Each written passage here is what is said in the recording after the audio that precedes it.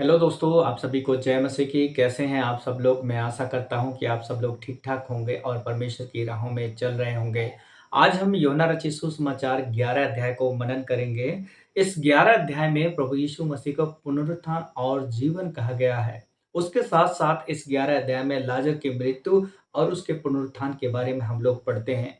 वैसे तो आपने अपने लाइफ में बहुत बार इस 11 अध्याय को पढ़ा है और प्रभु के दास और दासियों के द्वारा बहुत से संदेशों को सुना है।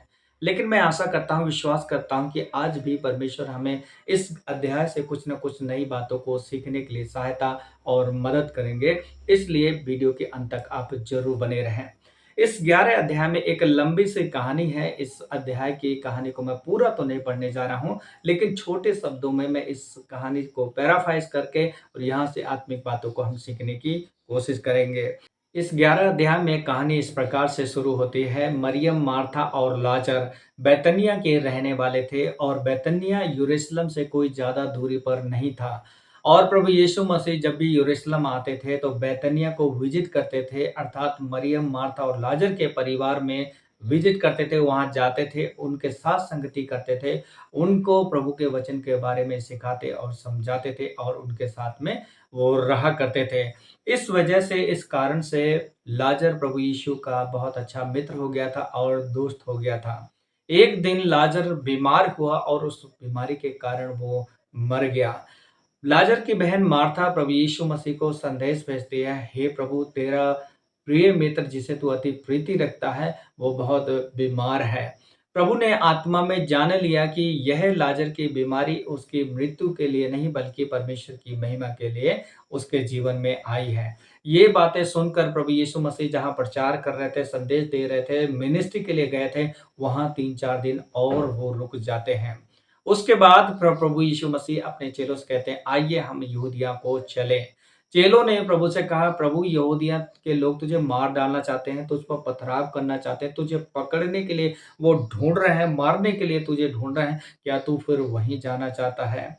इस प्रकार चेले और प्रभु के बीच में बहुत सी बातें होती हैं और अंत में चेले लोग प्रभु के साथ यहूदिया आने के लिए तैयार हो जाते हैं। एक चेला ने इस प्रकार से कहा 11 अध्याय 16 वचन में, तब थोमा ने, जो दिदुमुस कहलाता है, अपने साथी चेलों से कहा, आओ हम भी उसके साथ मरने को चले हैं। अर्थात उन्हें पता था, उन्हें डर और भय था कि वहां जाकर क्या होने वाला और कैसी स्थिति होने वाली है। लेकिन प्रभु के सामने उनकी चली नहीं और प्रभु के साथ में वो आने के लिए तैयार हो गए। मार्था प्रभु के आने का समाचार सुनकर प्रभु से मिलने के लिए दौड़ी चली आती है और प्रभु से मिलकर कहती है, हे प्रभु, यदि तू यहाँ होता तो मेरा भाई ना मरता। लेकिन अभी भी मैं विश्वास करती हूँ कि जो कुछ तू मांगता है, जो कुछ परमेश्वर से कहता है, वो परमेश्वर तेरे लिए करता है। प्रभु यीशु मसीह कहते हैं कि तेरा भाई जी उठेगा और इस प्रकार से कन्वर्सेशन और आगे चलता है। यीशु ने कहा कि पुनरुत्थान और जीवन मैं हूँ। अर्थात यहाँ पर प्रभु ने अपने आप को मार्था पर प्रकट किया कि मैं ही पुनरुत्थान हूँ, मैं ही जीवन हूँ। नीचे और बातें चलती रहती है। प्रभु ने कहा कि यदि तू विश्वास करेगी तो परमेश्वर की महिमा को देखेगी। परमेश्वर यहाँ क्या कह रहे हैं कि प्रभु मार्था से कह रहे हैं कि विश्वास कर तो तू प्रभु की महिमा को देखेगी। और इस प्रकार से कहानी और आगे चलती रहती है और इस दुखित परिवार को बहुत सारे यहूदी लोग सांत्वना देने के लिए, शांति देने के लिए, हिम्मत और हियाव देने के लिए इनके घर में आए हुए थे। और आगे चलकर कहानी इस प्रकार से रहती है कि यीशु इस परिवार को देखकर दुखी हुए, क्योंकि तमाम लोग, भीड़ की भीड़ इकट्ठी थी इस परिवार में और वो काफ़ी शोकित थे और वो काफ़ी निराश थे। प्रभु यीशु मसीह भी इस अध्याय में लिखा है कि रोया। उसके बाद में जहाँ पर लाजर को दफनाया गया था, बरीड किया गया था, वहाँ प्रभु यीशु मसीह को लेकर जाते हैं और प्रभु यीशु मसीह उस गुफा के मुँह के पत्थर को हटाने के लिए बोलते हैं। मार्था बोलती है, प्रभु, इसको 4 दिन दफनाए हुए हो गए हैं और इसमें से बदबू आ रही होगी। लेकिन तो भी लोगों ने उस पत्थर को हटाया और प्रभु यीशु मसीह ने परमेश्वर से धन्यवाद किया कि तू मेरी प्रार्थना को सुनता है और तूने अपनी महिमा के लिए मुझे भेजा है। प्रभु ने इस प्रार्थना के बाद में लाजर को पुकारा और कहा, लाजर बाहर निकला, और प्रभु के आवाज को सुनते ही लाजर मुर्दों में से जी उठा। और ये अद्भुत काम बहुत सारे लोगों ने वहां देखा और प्रभु के ऊपर विश्वास किया। ये तो एक कहानी थी, इस कहानी से हम लोग क्या सीखते हैं?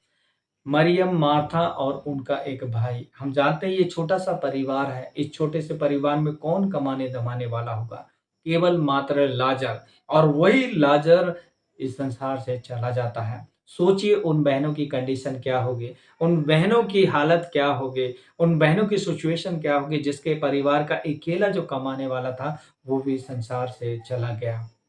लेकिन प्रभु यीशु मसीह उनकी निराशाओं में आशा देते हैं, लेकिन प्रभु यीशु मसीह उनकी नाउम्मीदी में भी उम्मीद देते हैं। और यहाँ पर प्रभु ने साफ कहा मार्था से, यदि तू विश्वास करेगी तो प्रभु की महिमा को देखेगी। मेरे भाई और बहन, यदि नाउम्मीदी में भी, निराशा में अगर हमें कुछ उम्मीद पाना है, अगर कुछ आशा भरी बातें देखना या परमेश्वर के अद्भुत कामों को देखना है, तो हमें इस नाउम्मीदी में भी परमेश्वर पर विश्वास करने की ज़रूरत है।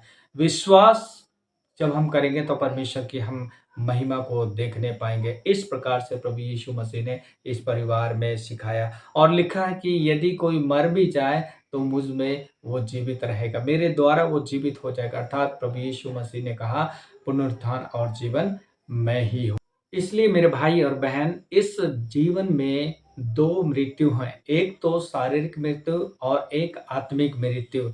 यदि हमें आत्मिक जीवन चाहिए तो हमें प्रभु के पीछे चलना पड़ेगा, प्रभु के वचन के पीछे चलना पड़ेगा, प्रभु पर विश्वास करना पड़ेगा। यदि हम चाहते हैं कि हम आत्मिक रीति से ना मरें, शरीर मिट्टी से बना है, मिट्टी में मिल जाएगा बाइबल कहती है, लेकिन आत्मा कभी नहीं मरती। और यदि आत्मा में हमें जीवन चाहिए, आत्मिक जीवन में हमें बढ़ना चाहिए, यदि आत्मा में ज़िंदा रहना है तो हमें प्रभु यीशु मसीह की ज़रूरत है। हमारे जीवन में प्रभु यीशु मसीह की ज़रूरत है, ताकि हम इस शरीर को जब छोड़कर भी जाएँ, तो भी आत्मा के जीवन में हम ज़िंदा रहें।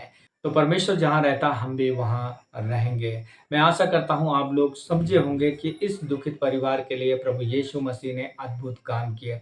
उनकी निराशा में आशा दी, आपकी निराशाओं में भी आशा देंगे। यदि आत्मा में ज़िंदा रहना और हमें स्वर्ग जाना है, तो हमें यीशु मसीह की ज़रूरत है, क्योंकि पुनरुत्थान और जीवन वही है। आत्मिक जीवन में ज़िंदा रखने की शक्ति और सामर्थ्य हमारे केवल प्रभु यीशु मसीह में है। इसलिए जिस प्रभु को आप जानते हैं, जिस प्रभु के साथ आप चल रहे हैं, उसे मज़बूती से पकड़ें और उसके साथ चलना शुरू करें। परमेश्वर आप सभी को बहुतायत से आशीष दे। आप सभी के लिए प्रार्थना करेंगे।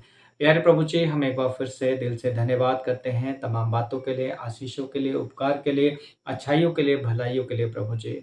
मरियम, मार्था के जीवन में एक निराशा थी, एक हताशपन था प्रभु जी, लेकिन आपने उनकी नाउम्मीदी में भी उम्मीद जगाया है। आज मेरी प्रार्थना है, जितने मेरे भाई और बहन किसी भी प्रकार से अपने जीवन में हताश हैं, निराश हैं, परेशान हैं, उनके जीवन में नाउम्मीदी है प्रभु जी, उनके जीवन में रास्ते बंद हैं, यीशु मसीह के नाम से उनके जीवन की सारी निराशाएँ दूर हो जाएँ। सारी नाउम्मीदी में उम्मीद जगा प्रभु जी, निराशाओं में इन्हें आशा दे प्रभु जी। ये तुझ पर भरोसा कर सके प्रभु। जैसे मार्था ने कहा प्रभु तुझ पर भरोसा किया, वैसे ही तुझ पर भरोसा करने पाएँ, तुझ पर विश्वास करने पाएँ प्रभु, ताकि इनकी प्रॉब्लम, इनकी परिस्थितियाँ सँभल जाए मेरे प्रभु। तेरे लोगों को तेरे हाथों में देते हैं, इस वचन के द्वारा आप इन्हें आशीष दें, अपने नाम की महिमा लें। धन्यवाद करते हैं प्रभु प्रार्थना सुनने के लिए। सारी आदर महिमा आपको देते हैं। यीशु मसीह के नाम से माँगते हैं। आमीन, आमीन। प्रभु आप सभी को बहुतायत से आशीष दे। इसी प्रकार की वीडियो देखने के लिए आप हमारे चैनल के साथ में बने रहें। मिलेंगे अगली नई वीडियो में नए टॉपिक के साथ। तब तक के लिए अपना ढेर सारा ख्याल रखें। प्रभु आशीष दें। जय मसीह की।